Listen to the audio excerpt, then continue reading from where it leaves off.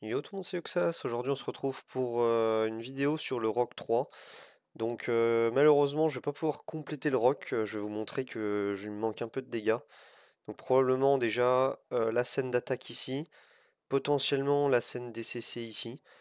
On va voir si ça suffit. Je suis à 4% de dégâts, je crois, sur mon meilleur try. Donc, on va voir. Mais c'est la Rift Feu le problème, ma dernière Rift. Mais de toute façon, aujourd'hui, je veux vous présenter ces deux premières rifts. On m'a beaucoup posé la question avec quoi on pourrait passer en full RGB les deux premières. Donc la rift bois et la rift eau. Je vous présente mes deux teams du coup, que j'ai modifié par rapport au Rogue 2. Parce qu'en Rogue 2, malheureusement, la team bois n'allait pas assez vite en termes de dégâts. Ici, depuis Mia Flamboyante et son leader déjà, qui apporte énormément de dégâts à l'équipe, on gagne énormément de temps. Donc je vais vous montrer ça. Donc on est parti sur du Rogue 3. On garde, on garde la même idée de team qu'avant, c'est-à-dire un perso avec beaucoup de focus au début, donc il me semble que c'est Larens chez moi, si je me suis pas trompé. Voilà, qui pose le break def et la marque. Et en deuxième, on met un DPS, donc en l'occurrence là c'est Rosalie avec la rage pour S3. La Mia qui va S3 aussi. Donc la Mia au début elle fait très peu de dégâts hein, globalement, tant qu'elle n'a pas ses charges de pénétration, il n'y a pas de souci. Le Morikyo va nous aider à tanker. Et malheureusement, comme on n'a pas Morikyo Book, on est obligé d'avoir une Jocasta Book pour avoir le S3 synchro. Sinon, le boss fait beaucoup trop de dégâts. Après, peut-être je pourrais peut-être faire des tests pour retirer Jocasta pour avoir potentiellement un autre perso qui tape. Parce qu'avec Morikyo plus Mia, c'est possible qu'on tank. Mais bon, voilà, ma compo passe le 3, j'ai pas besoin de me prendre la tête, j'ai pas besoin de Jocasta ailleurs. Les autres compos fonctionnent très bien en dehors de la compo feu, où je devrais réfléchir à d'autres moyens. J'ai des petites idées, mais je vous montrerai ça en vidéo. Donc voilà, le combat suit son cours. Donc c'est plutôt lent et long le début. Et la team est quand même longue, hein. Elle est full safe, 100% auto. Il n'y a aucun problème, tout le monde est déloc. Mais voilà, ça a tendance à être un peu long. C'est le temps que, bon, après, Mia n'est pas book, pas ascend. Je vous montrerai les stats après. Donc forcément, ça décolle pas non plus des masses. Donc là, la contre-attaque de Rosalie, 352 000. Je sais qu'il y a pas mal de teams poison, saignement et embrasse qui tournent maintenant sur ce rock.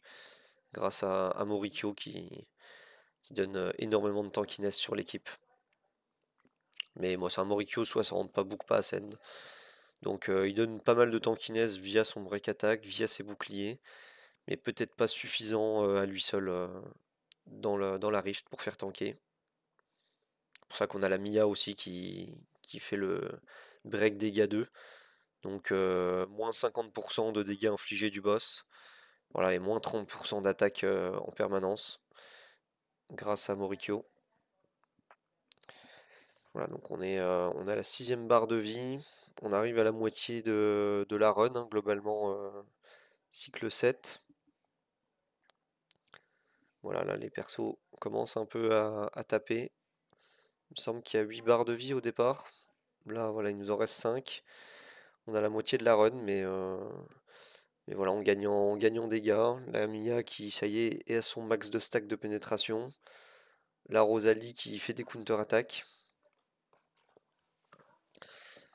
et qui font très mal. Voilà, la counter-attaque de Rosalie, 373 000.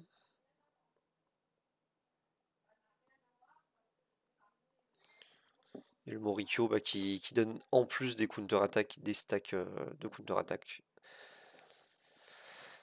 sur son S3 de mémoire. On arrive au cycle 9. On a à peu près mid-life le boss. Je sais plus exactement quand est-ce que ça passe. Il me semble que c'est cycle 13, je suis plus sûr. Et la Mia qui fait quasi permanent des S3. Parce que, on le rappelle, Mia, voilà, ça ignore 30% de def, ça fait 240% de dégâts. Et si la cible est un ennemi bois, les dégâts augmentent encore de 50% et on réduit le délai de 2 tours. Donc elle est quasi en perma S3 la petite Mia.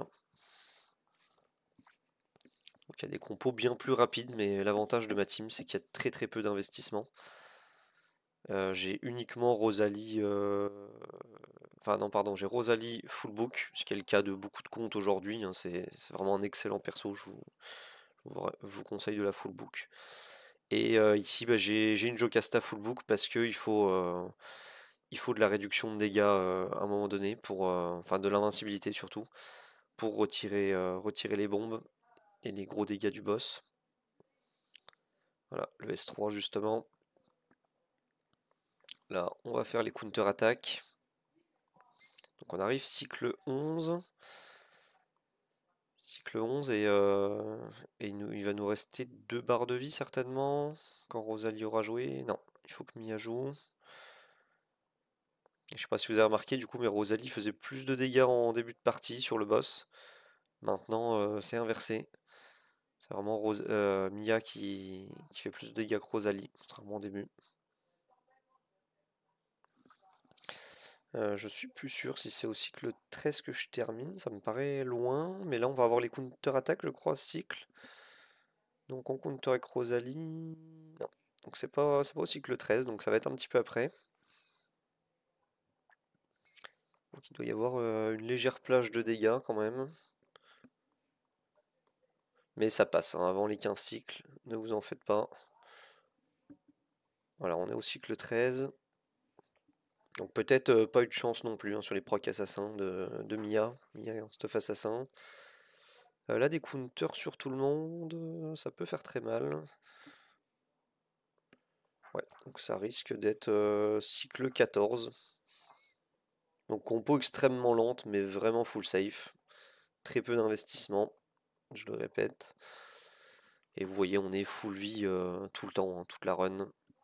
En même temps c'est normal, hein, on a et Jocasta, et Larens, et Morikyo. Donc c'est énormément de persos défensifs. Donc ici les stats sont à peu près pixels. Donc vous allez voir pourquoi. Parce que on passe vraiment tout près de la mort plusieurs fois. Donc vous aurez une idée du minimum de stats à avoir. Donc c'est de la team poison foodie classique, hein, maintenant je vous la présente plus.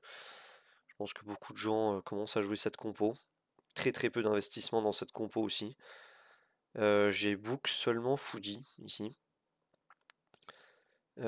Santis n'est pas book, Eren n'est pas book, Ganglor n'est pas book.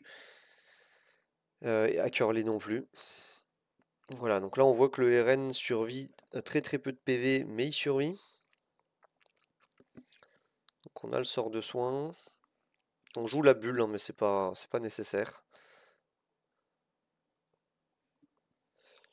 Mais on joue la bulle. Alors pourquoi c'est pas nécessaire, je le répète, c'est parce que la bulle peut aller sur Ganglor qui est le focus du boss, et le boss trip en même temps. Donc c'est pour ça que je vous dis ça passe aussi. Voilà, là on voit que le Foodie survit avec très peu de PV également. Mais il va pouvoir S3. Voilà, et il remonte que mid-life. Mais il a les 3 stacks de blocs, donc je pense qu'à partir du Rock 3, le Foodie Book plutôt nécessaire. Voilà, là, le boss qui va refaire une AOE, qui va retaper, et vous voyez que le Foodie de nouveau est plutôt mal. Et là il faut absolument tuer maintenant. Donc là on va avoir suffisamment de poison pour pouvoir tuer maintenant. Parce que là le boss va faire sa grosse attaque et on n'a rien pour réduire les dégâts. Donc vous allez voir que Eren va mourir, Foodie va mourir. Santia devrait mourir aussi si elle n'était pas bulle. Mais on s'en fiche. Tant que Ganglor survit et qu'il prend les poisons, dégâts x2 par Ganglor, c'est bon. Alors ici c'est parti. Donc on joue cette comp hein, qui est la même que mon Rock 2, pour ceux qui ont suivi. Et là voilà, vous allez voir le problème. Les petits problèmes, c'est que je vais manquer de dégâts. Donc voilà, parce que entre le Rock 2 et le Rock 3, il y a un énorme gap à avoir.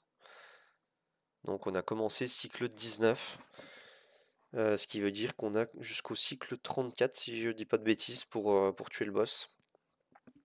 Et ça va pas suffire malheureusement. Voilà le Baki qui fait ses roulades. Qu'on a fait perdre 10% du boss.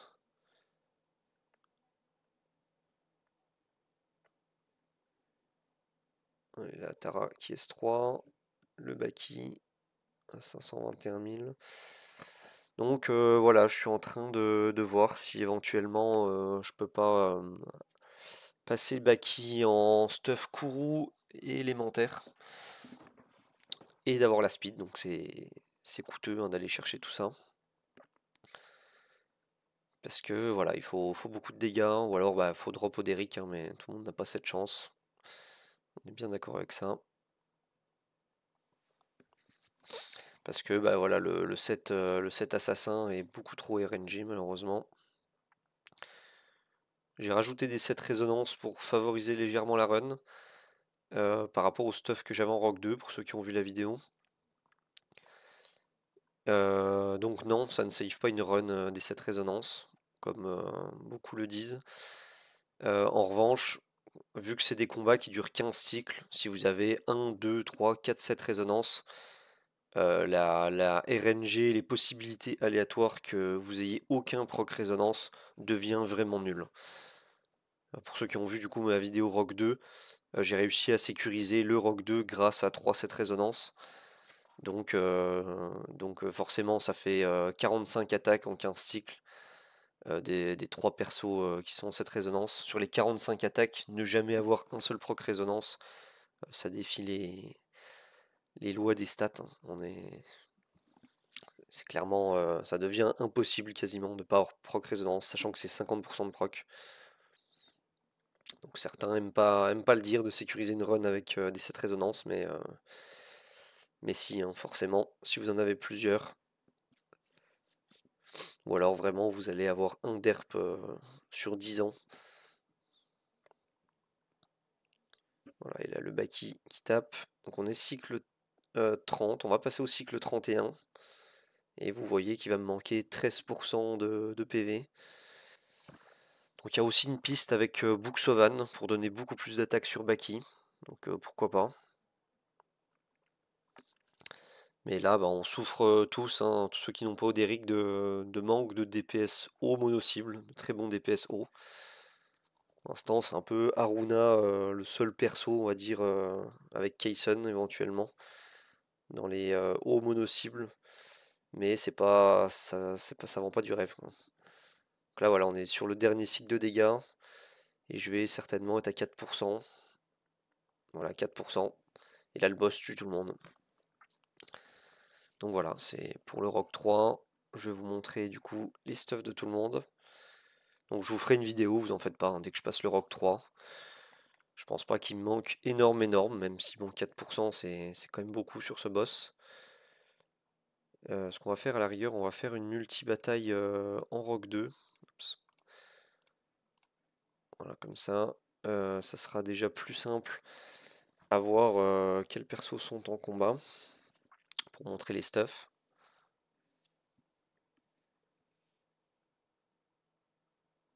Ok.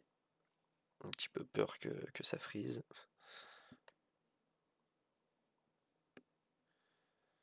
Alors, du coup, on va passer au héros. Ah non, on voit pas ceux qui sont en combat, dommage. Donc Rosalie et Fullbook.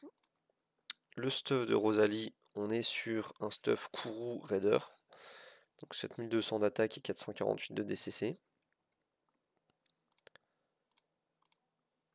Ensuite, quel autre perso on joue? On joue Atara. Donc Atara, voilà, on va la modifier. Pour l'instant, elle est comme ça, en avant-garde Raider pour le focus et la speed. Ensuite, on joue pas cela, on joue Sauvan. Donc Sauvan qui est en double guerrier raider. Ah, d'ailleurs, je vais remontrer les books. Donc Sauvan n'a pas de book, mais on aura peut-être sur une prochaine vidéo. Et Atara, elle est 8 books, je crois, ouais, 8 books. Donc améliorable Atara, mais c'est pas Atara qui va me sauver pour les dégâts du Rogue 3, malheureusement. Ensuite, on joue en Banmar. Un Badmar qui est full book. Donc il faut au moins book le S3, maintenant j'ai pas eu trop de chance. On le joue en résonance Raider. Voilà, donc rien de particulier, juste beaucoup de PV sur le Badmar. C'est tout ce qu'il faut sur lui. On joue au Felilight Lock S1. Alors je le rappelle pour ceux qui n'ont pas suivi mes vidéos avant, je joue au Felilight pourquoi? C'est parce que je n'ai pas Poros. Donc je suis pas sûr si Poros vaut mieux ou moins bien que Ophelilight. Parce que Poros a plus de passifs, son lead est légèrement meilleur, mais il donne pas les dégâts plus que donne Ophelilight. Donc à voir. Est-ce que Ophelilight S1 est mieux que Poros? Je ne sais pas, mais pour l'instant j'ai pas le choix.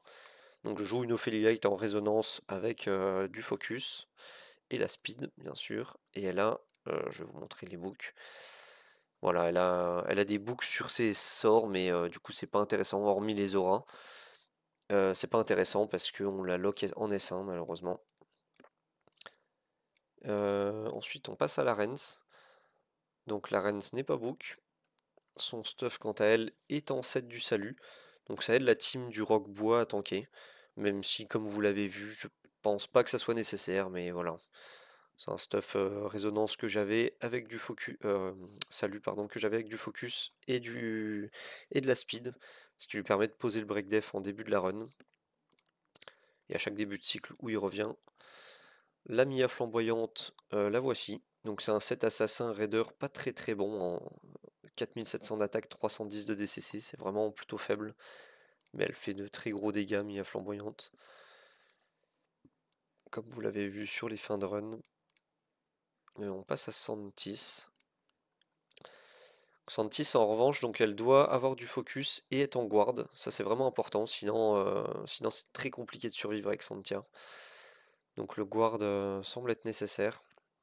Elle a 27 000 PV, avec du focus, 1600 de défense et de la vitesse. Ensuite, on passe au Baki.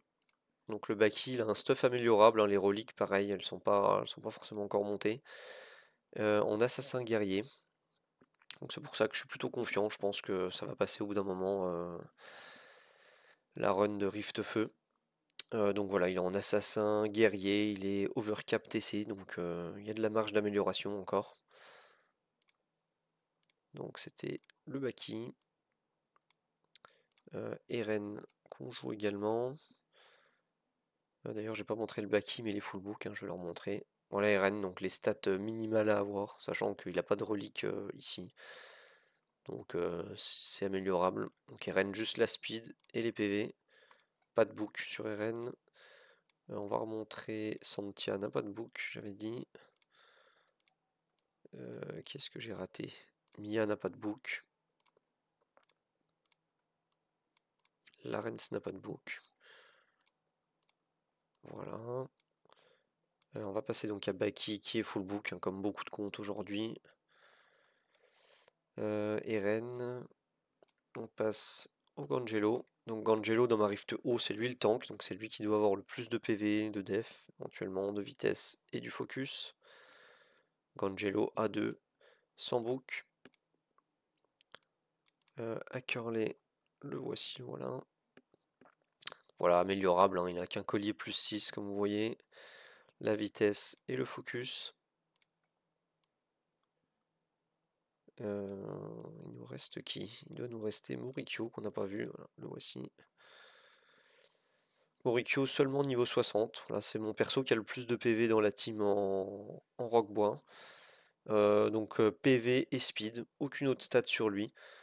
Voilà, pas de focus, pas d'attaque, pas de rien du tout. C'est vraiment juste un tank qui a pas besoin de focus ni de résiste. Et il doit nous rester plus que Foodie. Le voilà. D'ailleurs, j'ai pas montré. Donc Foodie a des books. Donc c'est surtout le book S3 qui est important. Et Foodie, voilà, il y a aussi un collier plus 12, donc il est améliorable. 30k PV, la vitesse et le focus sur Foodie. Je vais juste vous remontrer du coup Morikyo, j'ai pas dû montrer les books. Ah et Jocasta aussi. Morikyo, pas de book. Et Jocasta, je l'ai raté. Elle est ici. Donc je voulais juste montrer avant. Hacker, les pas de book. Je sais plus si je l'avais montré. Jocasta, bah, il faut juste book S3, j'ai pas eu de chance, donc j'ai dû chercher les 15 books. Et Jocasta, même chose, hein, full speed. Donc il faut avoir la vitesse, et après qu'elle tank suffisamment. Pas de focus, pas de résistance, aucune autre stat nécessaire, pas d'attaque. Voilà, j'espère que cette vidéo de rock vous aura aidé. On va voir où on en est sur le rock 2. On va regarder éventuellement la fin de la run hein, pour vous montrer que du coup en rock 2 ça passe très très large. Voilà, on est sur la rift feu. Donc on passe très très large cette rift. Mais forcément on la passe large en rock 2 et pas en rock 3. Donc vous avez remarqué qu'en rock 3 on arrive sur ce boss du coup au 19e tour. Là on est au 19e tour et voilà on a déjà plus de midlife le boss. Pour vous donner l'ordre de grandeur de différence entre le rock 2 et le rock 3. En rock 2 c'est presque 19 cycles pour tout finir avec la même composition. Alors qu'en rock 3 on a fait seulement 2 boss, on arrive sur celui-là. On fait les lights qui va essaim.